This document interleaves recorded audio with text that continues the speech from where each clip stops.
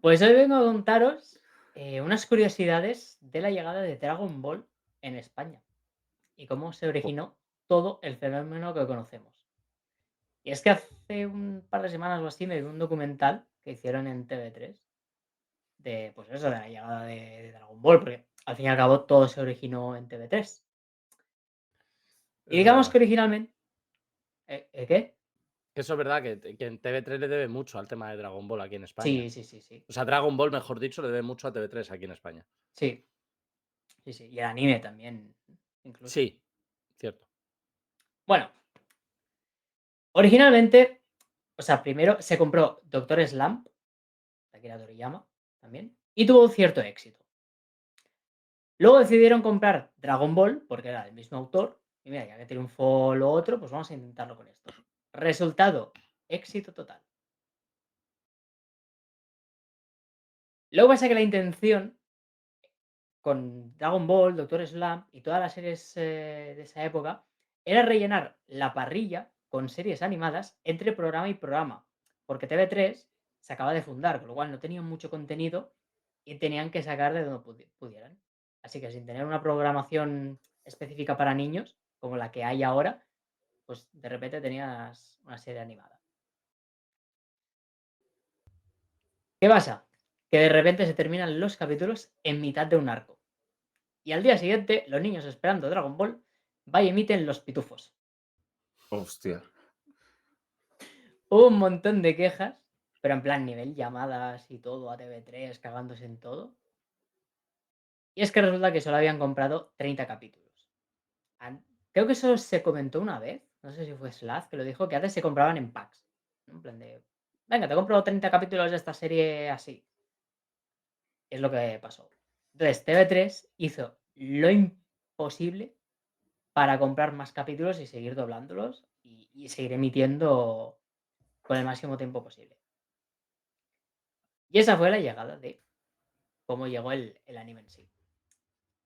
¿Vosotros conocéis la leyenda de las fotocopias? No.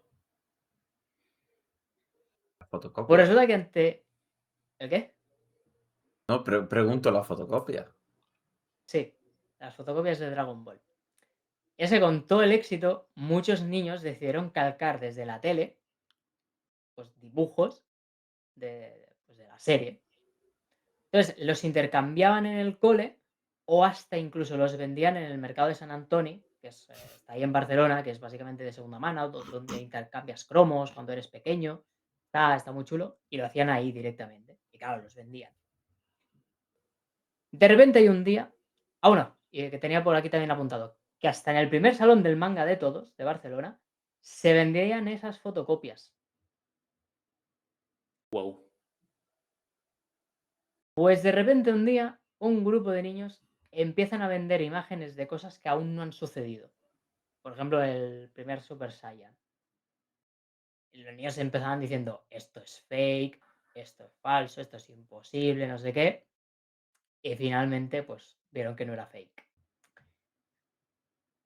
¿Qué pasó con todo el tema de las fotocopias? Pues que hubo una redada policial, deteniendo a los chavales que estaban vendiéndolas ahí. Bueno, detener quizá no, pero sí que les requisaron todo un montón de fotocopias. Y de todo.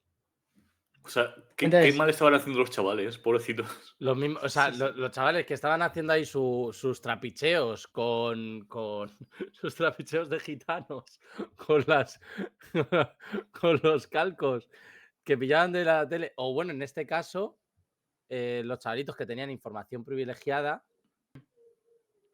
Y y ahora ellos iba con mismos eso, sabían lo. Vale.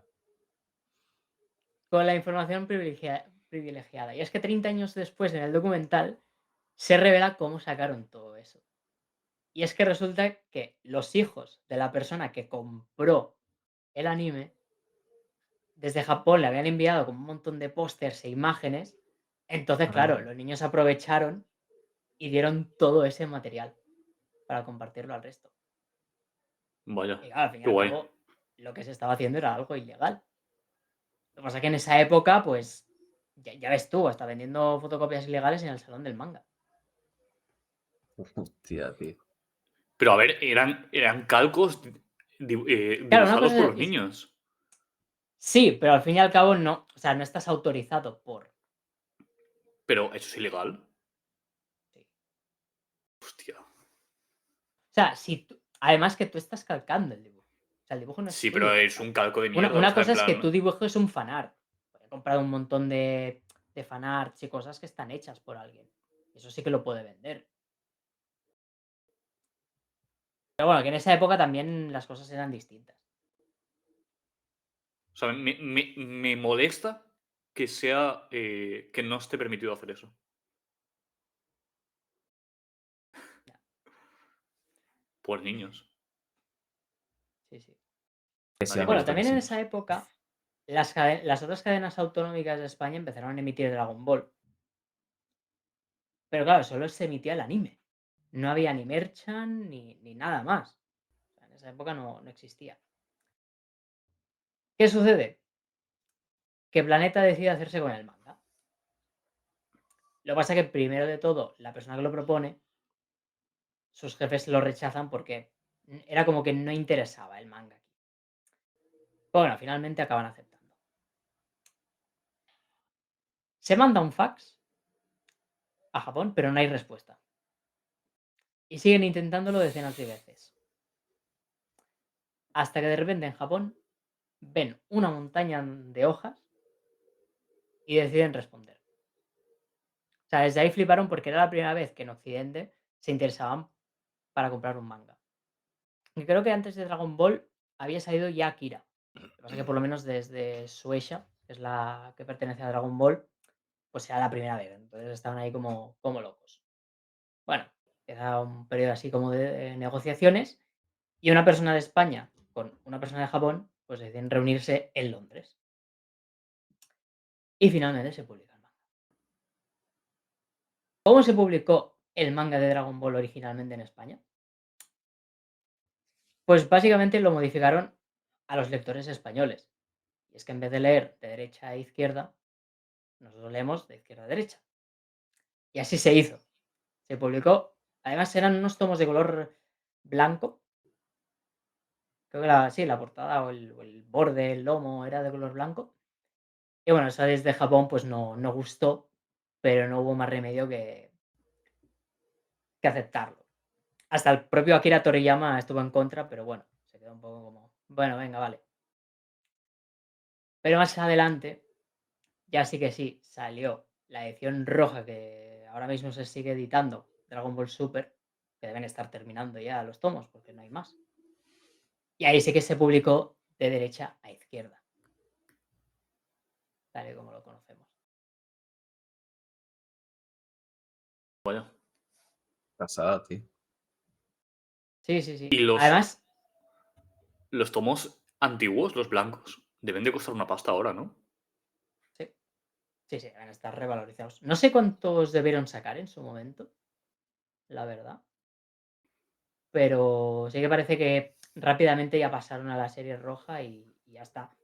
Que además la serie roja, para quien no lo sepa, es número a número.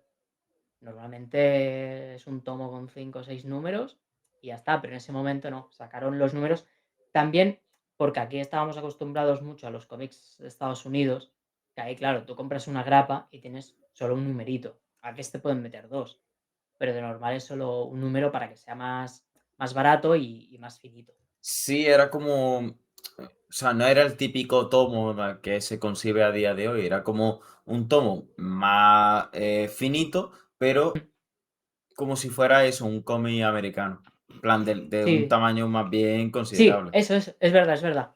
El tamaño, que era más grande. Y de hecho yo conozco a la persona que empezó a hacer el director de doblaje, primer director de doblaje en catalán, de Bola de Drac. Ostras, tienes Lo que contactos. pasa es que nunca o sea, me enteré Tienes después contactos. en una entrevista. Pero vamos, la historia esta es bastante heavy. Que Mola gracias mucho. a todo el percal.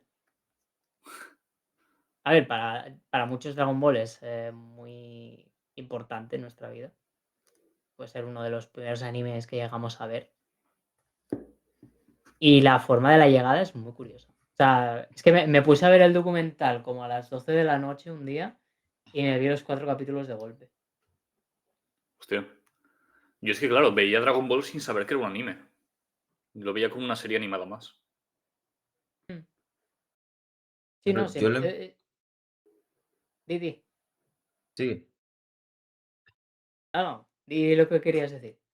No, nada de eso. Yo lo empecé a ver porque, claro, Ajolote es un pelín más joven, pero yo lo empecé a ver cuando tenía rollo 7, 8 años y, claro, en esa época ya había dibujos como para todas las edades.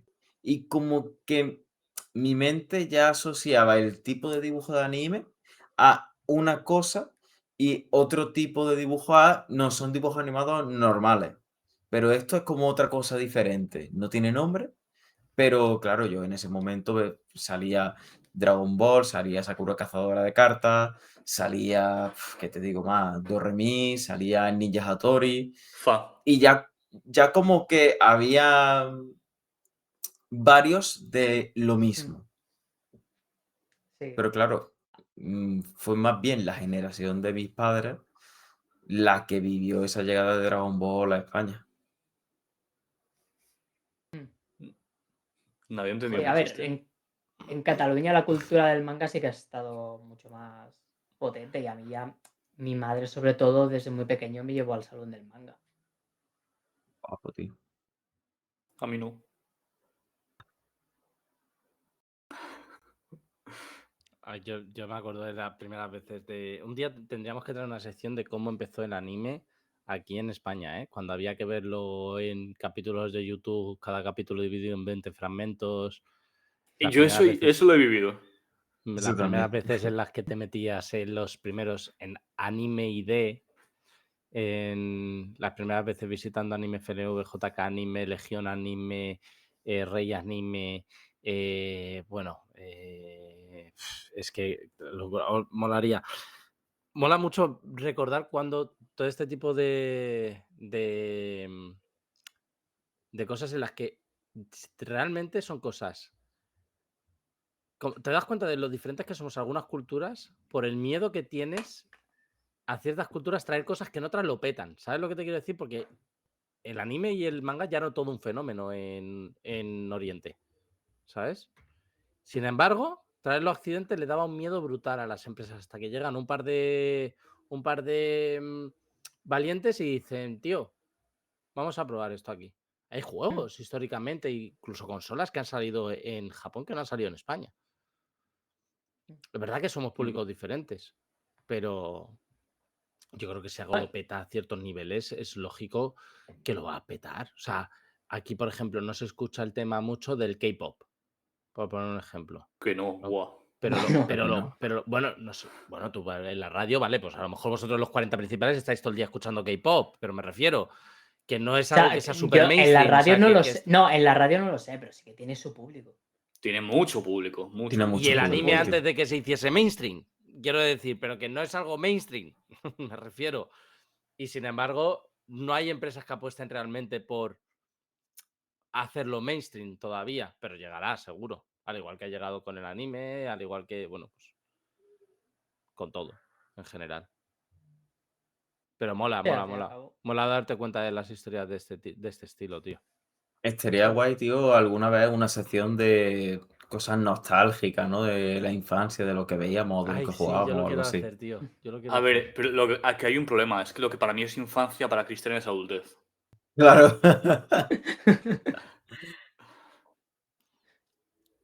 Acabas de decir que ha vivido lo de YouTube, de los capítulos del anime fraccionados, o sea que no estamos tan lejos realmente. Bueno.